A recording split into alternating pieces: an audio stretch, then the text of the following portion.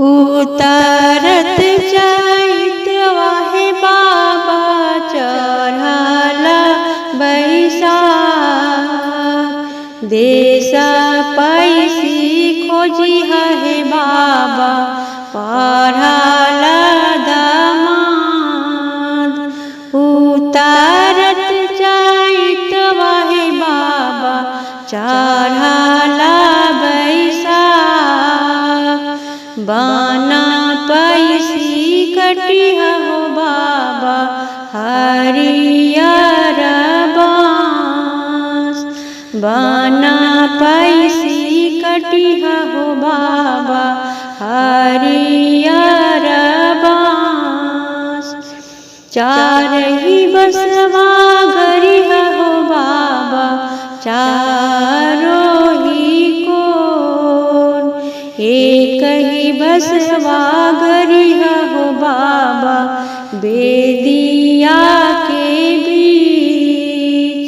एक ही बसवा गरिहा हो बाबा बेदिया के बीच।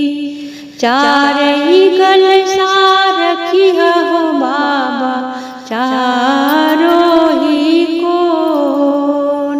एक ही कलशा रखिहा हो बाबा बेदिया के बीच।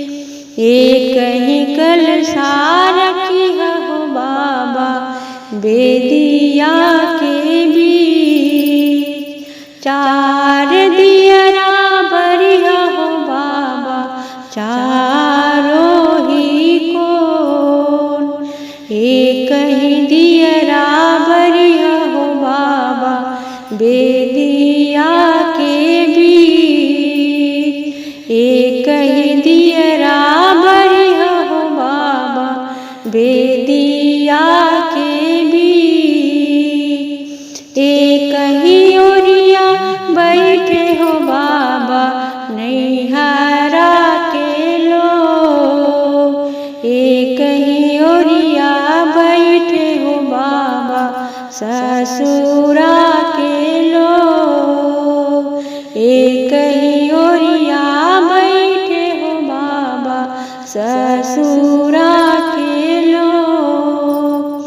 उतरत चैतवा हे बाबा चढ़ल बैसाख।